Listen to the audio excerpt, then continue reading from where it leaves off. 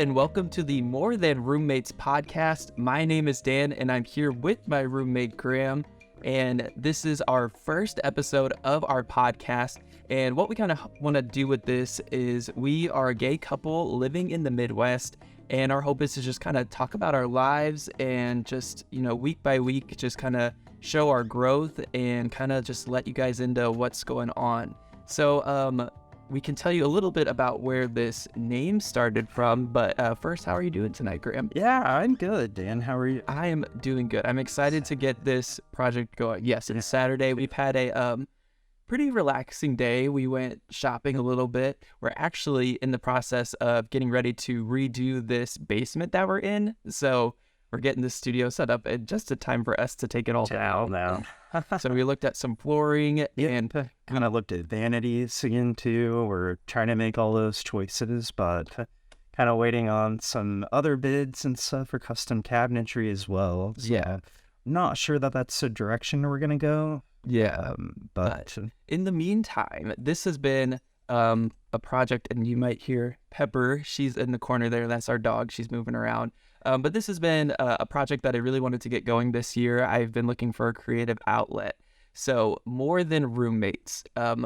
This all started because when I kind of moved in with Graham, one of the neighbors was like, "Oh, who's that guy staying over there?" And, I wasn't out at the time. Yeah. So we were like, she, or the neighbor, was also asking, like, if he was my brother. Yeah, that was kind of awkward. So. Yeah, we were like, "Oh no, this is just my roommate." Yeah, so we wanted to name it, and they were roommates, but that is from the Vine, and we didn't want to get copyrighted. So More Than Roommates. And so we've been dating, we're getting close to 3 years now, and we have no big plans to celebrate. But we kind of do our anniversaries. We do them pretty low key, chill. We go out to eat. We get each other a little gift, but card. Just kind of hang out. We like to spend all our time together. So we are connected at the hip. So yep. So Graham, tell us a little bit about yourself. Where your upbringing, what you do. Yeah, so I'm from the heartland here in the northeastern Kansas region. I'm a senior financial analyst at a pretty big corporate company. He's a numbers guy. Numbers guy for sure. Kind of an opposite of the creative guy, but I like to talk. Yeah. So that's good. And let's get on camera. So I convinced him to kind of do this. So this is a little bit out of your comfort zone. So what's kind of going through your head right now? I don't know. I'm just a little trying to shake out the, loosen that. nerves, I guess. But we're talking to the TV guy I met 3 years ago. So yeah. So I never thought that I would be in front of the camera, and I'm pretty extroverted, but at the same time, it's like a little different. Yeah, they would always tell us. So I used to work in the news industry, but I left that, and we'll definitely get into that in some future topics because there's a lot I want to let the public know about that. Not a lot of people know about. Number one is the pay. But anyway, they would tell us at school and in the news industry that you're pretending to talk to your mom. So that's like how you kind of loosen up. Yes, hi, Graham's mom, which is a good segue into the main thing that we wanted to talk about today was how Graham's mom parented. It's actually my mom and my stepdad found out about Dan. Yeah, so when we started dating, I was not out at all. Hadn't told anyone. No, we're talking right before the pandemic. To like a month, maybe weeks even. Yeah, we went on we went on 2 dates, and then the pandemic kind of shut everything down, and I started working from home. He was working from home full time, and my house conditions were not great. And so Graham texted, and he was like, "Hey, do you want to quarantine together?" And I was like, "Heck, that's how you get it right." Exactly. And then I never left. Yeah. But I feel like we also made a decision together that we wanted to kind of be safe. And, since we were planning on hanging out and interacting, we just kind of made the decision together that either we're going to have to spend a lot of time apart or, we're going to quarantine together. And I think for me, I was really excited to, I met this amazing guy that, I never thought I would find in Kansas. Yeah. And I say yes, like, no. But yeah, same. And so we instantly clicked. And so I just started staying there, but no one knew that I was staying here. And when the pandemic was in like full swing and everyone was working from home, I think you guys all remember the essential workers. And so I was working for a news station, and they asked all of us to record a little blurb that they were going to air in commercial breaks, and it was going to be thanking different essential workers. And so I was at Graham's house, and I was like, okay, I got to make sure I filmed this in a way that... Didn't show my address, for one. Didn't show? I knew to do that. But also, my coworkers know where I live. We would all hang out all the time after work. So I kind of wanted to make it just like... a little more anonymous where I was. And so I went into Graham's front yard and I recorded this blurb, but I was making sure to face away from his house. You could see a little bit of the ground and a little bit of the sidewalk and the guttering. Yeah. So it was not, I'll play the video here, but so yeah, I didn't think about Graham's family was big fans of the news station I worked at. So Graham knew who I was before we had started dating and stuff. And so his parents were just watching TV one day, and then during a commercial break, they were like, saw your bumper, right? Yeah, and they're like, I think that's Graham's house. Why is that reporter at Graham's house? So what happened? So keep in mind, my parents, I bought this house probably about 6.5 or 7 years ago. And we've completely renovated and updated all of the landscaping. My parents and I built a huge retaining wall. We moved, I think, 10 or 11 tons of Colorado River rock.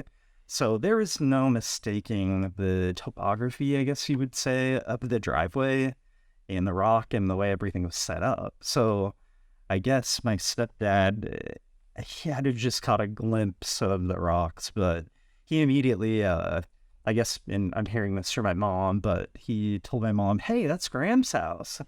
And so how did they bring it up to you? I don't think they actually brought it up until we were rolling around with our friend Kelly. I don't know if you were ever that. You hadn't told. I thought she had texted. Oh, you guys had not met yet. Maybe we had texted a little bit. I'd probably told my mom a little bit. Maybe a text, just kind of, what was going on, why I hadn't been home. I wanted to keep them safe too. So since you were kind of working with the public, it was just a big deal. I didn't want to spread anything. So it was a scary, weird time. Yeah. And I was going out every day and meeting people face to face. Yeah. Not something I wanted to do, but my job required it. So I was making sure. That was another reason why we were staying just at the house. But that was interrupting our family Sunday dinner is like a tradition that I've kind of lived, my whole life doing. So it was, Yeah, and my mom was like, well, why are you not coming home? So I think it came up, at that point. But, so what was your reaction? But Graham, keep in mind, Graham was out. It wasn't that it was a guy and it was a news reporter. It was just the shock of it was. Yeah. But what was your reaction?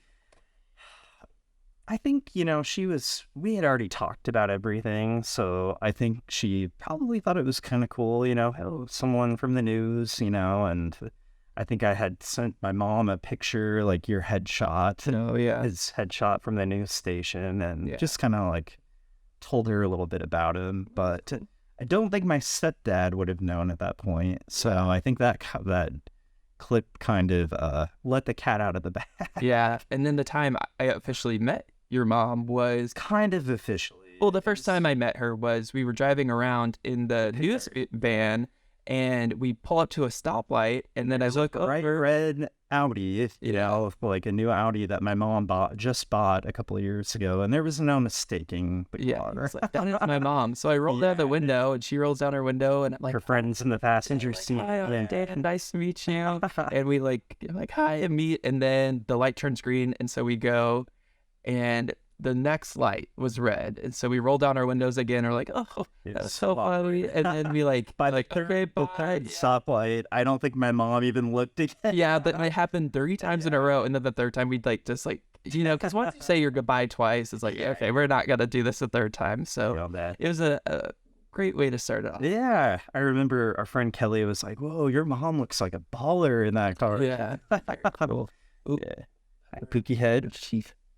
So this is our little beagle. She's 4. I don't know if you can see her too much, but she's just chilling in the corner. And then we are going to take a quick pause because I just want to double check that the camera is recording. A nightmare that we would get an hour into this and it's not rolling. So we'll be right back. Okay, we're back. The camera was rolling. The crisis averted. I think it only happened a couple times that I had done an interview and I realized I hadn't hit record. None of them were like big interviews, but I would always be like, I would look at the camera and of course your heart drops and you're like, oh no. So then I would like fiddle with it and be like, oh my gosh, oh no, the camera just deleted the file. Yeah, like something just happened out of my control. And then one person did give me a really big attitude, and I was like, dude, it is not that serious. Do you know how long you had been interviewing? It was short. We were at an event, so it wasn't like, it was just like, how was the event? Oh, it's great. I think it was less than a minute interview, so I was like, Sounds valuable too, though, and yeah, it happens to the best of us. Yeah, I would say like my equivalent of you not recording would be me opening too many like Excel sessions, and then eventually it'll freeze up, and then I used to lose a lot of work that way, all these numbers and spreadsheets. But Well, I will say in my current job, my biggest blunder that taught me a lesson about saving was I had to make a slideshow, and it was 1,000+ slides, and I had it saved to my desktop and not the cloud. And after I finished, I was getting them all approved, and my computer needed to update, and it was a Mac, and apparently that update had like a 1 in 100 chance of corrupting when it updated, and that happened, and I lost all of those files. So that was tragic. So always back up everything. Yeah. But okay, I have a hot take that I wanted to address on this podcast, and that is mugs. We all love them. They're super trendy right now. I love a good coffee mug. But when it comes to gifting mugs, I think people need to take this a little more seriously. I think gifting someone a mug is the equivalent of giving someone a pet, because maybe a plant. No. This is much, because I have never gotten rid of a coffee mug. I never broke any. I have so many coffee mugs right now. Now it's Halloween, Christmas, Valentine's Day. Yeah, I have been given 5 coffee mugs this year, and I received 3 last year. So that's 8 for 2 people. Plus, I like getting coffee mugs when I find a cool one. So our cabinet is full. Yeah. And in the back room back there, all of my coffee mugs that I had before I met you are still in a box there. So we are going to go donate the rest. I feel bad donating a gift because, that's rude, but we don't need any more coffee mugs. So this is a PSA. Really think about if this person needs a coffee mug. And I will say I'm guilty. I gave someone a coffee mug last year, but after receiving 5 this year, like, holy cow, because I hang on to stuff. I don't get rid of it. I don't break mugs. I've broken one, but yeah, that's true. Definitely. Kind of on a related note, have you ever had any weird experience with like maybe a little bit of an inappropriate coffee mug or anything that you've had? No, I keep everything pretty safe. So we've received quite a few, fun kind of like gag gift kind of mugs. And I was on, like a Google Meet kind of Zoom call one morning, drinking my coffee, didn't realize that I had grabbed, we have one that says don't be a salty B word, and I took a little swig, and my senior manager was like, oh, what was that? No, I was like, oh, yeah, it just says don't be salty. Oh, good recovery. Yeah, I don't know how clear it was. So Have you I had? didn't get in trouble though. So I'm sure he laughed probably. Yeah. He seemed his mind like I saw the word. Yeah. Have you had any bad Zoom calls? So he works part-time in the office, Now part-time at home. hybrid, Yeah. but I worked for 2 full years, over 2 years. It took a while for just them to get you back in the office. in my home office, we I really took the time to buy new furniture. We got like a nice stipend for just working through the pandemic and the kind of screen everything would put on your own home. So I took the check and I bought a nice desk and kind of had fun with redoing my space, but it was pretty hard to work from home that, I guess, many months and days and years. You're pretty extroverted, so Yeah. but I will say, and there's something I've been needing to address with you. You always leave your door to your office open, even when he's on a Zoom call. And his camera in there. Yes, but I'll be home and I'll have to like run past it, and it points right into our bathroom. So I can't enter the bathroom if that door is open. So if you know I'm home, please close the door, because there have been some instances where I like peek around and I'm like sprinting through the background and I'm hoping no one sees or hears me. Okay, we're not required to have our camera on at all times. But I don't know that. Like half the time my camera's on, maybe kind of depends on like how put together I want to be for the day. Do I want to wake up early and take a shower, or do I want to throw on sweats? Because that's kind of how it goes these days. Yeah. Well, especially when I'm not in office now. So. Yeah. No, I don't blame you for that. But yeah, I don't know when your mic is or when your camera's on. So I'm like, okay. But keep in mind, he goes in a little bit earlier than I do. Yeah. And so he gets home earlier. And a lot of times I'll be on, maybe an hour or two. I've been on 3, 4, 5-hour calls before. Yeah. In busy times. And maybe I started the call at 2 p.m. when you were just plugging away and then suddenly you're coming home. So But now that you've been doing the hybrid for a while, is that what you prefer? Would you rather be fully remote?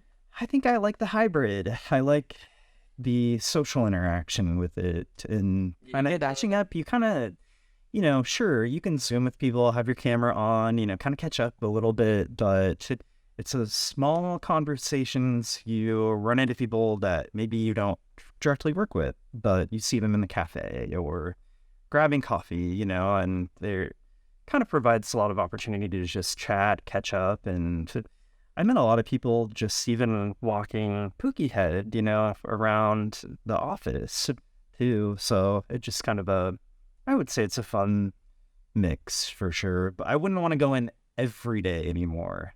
Yeah. I kind of, it's kind of hard to imagine that life, which is kind of odd. I'm pretty extroverted and I've never worked from home. Like, even when I was working from home, I still had to go out every day. I just wasn't going into the office. So I don't know. I feel like I like going into the office, but there are certainly some days where I'm like, ooh, I wish I could just stay home. And I am a night owl.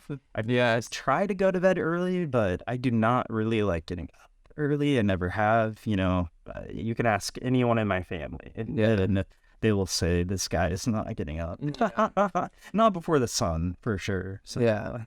And some other things that happened that we wanted to talk about recently was Christmas was not too long ago, and we actually traveled this year on Christmas Day. We went to see Graham's brother all the way in Maryland. Since it fell on a Sunday, we were trying to figure out how do we best utilize the holiday for And so I wanted to make sure I saw him because he's in the Army and has just been deployed somewhere. So but this was my first time ever flying in an airplane.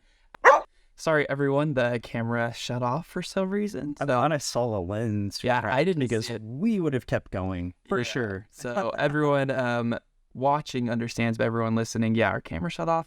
First run of stuff, we're working out all the kinks. But so we went to Maryland to visit Graham's brother. So we flew Southwest, and if you guys have been paying attention to the news, you know that there were a lot of cancellations. So this was my first time flying, and we get to the terminal, and there were 2 hours of delays. We had been there 2 hours. Yeah. And when we first walked in, there was a huge line of people because one of the flights had been canceled. Which I think that was canceled. I actually asked the security guard, so I know.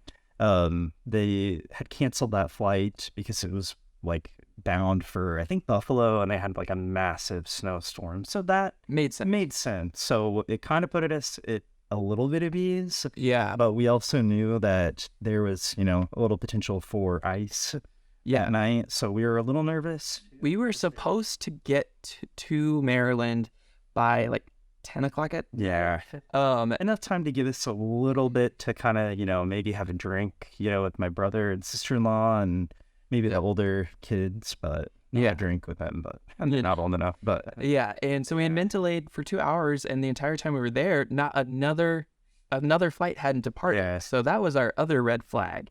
And we were sitting near one of the kiosks where people could go ask for help. And so I was listening in, and about 20 minutes before we boarded, the person at the kiosk was like, "Oh no, our whole computer system shut down." And I was like, "Ooh, yikes." But they still called us to board. And we did hear that our plane came in. Too. So we got on the plane.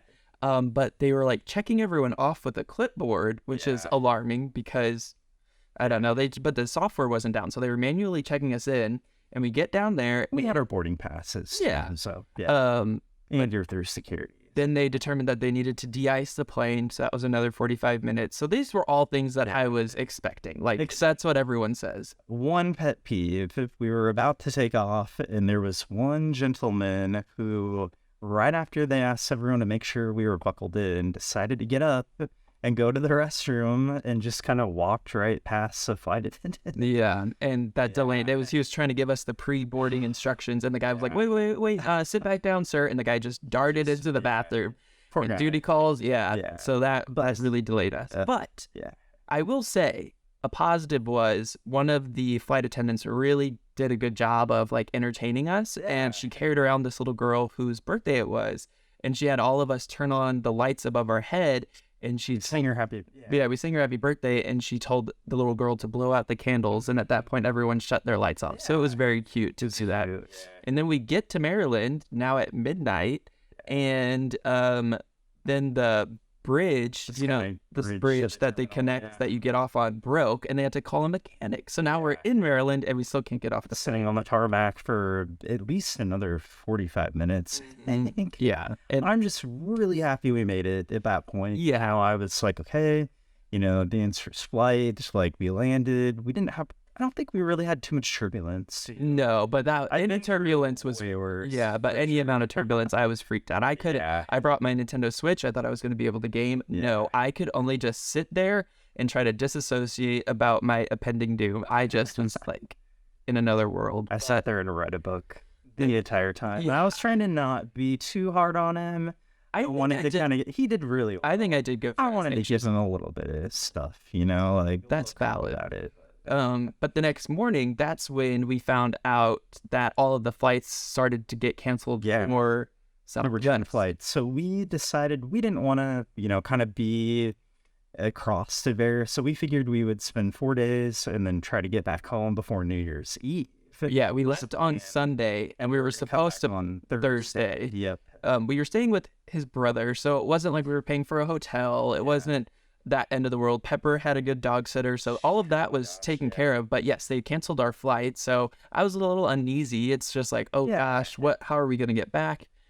I tried to call, I was on the phone for probably 40 minutes, and, I gave up at that point. I was like, there's no way I'm going to talk to anyone today. And so I hung up, and, we made the best of it. We just kind of really waited for whatever news is going to come, and we kind of, thought maybe we needed to book through like another airline, and we kind of talked about maybe getting a rental car, but the last thing we wanted to do was get on another Southwest flight that was not a direct flight home. Because we didn't want to get stuck somewhere. But there was also more severe weather coming in the new year, so we wanted to make sure we weren't caught up in that. And I had to, working in finance, if there are any finance people that end up watching this podcast, you guys know how important it is to be there for year end and how much happens. And I was really kind of getting nervous that, I wasn't going to make it home because I'm just like freshly like a year into my senior position, and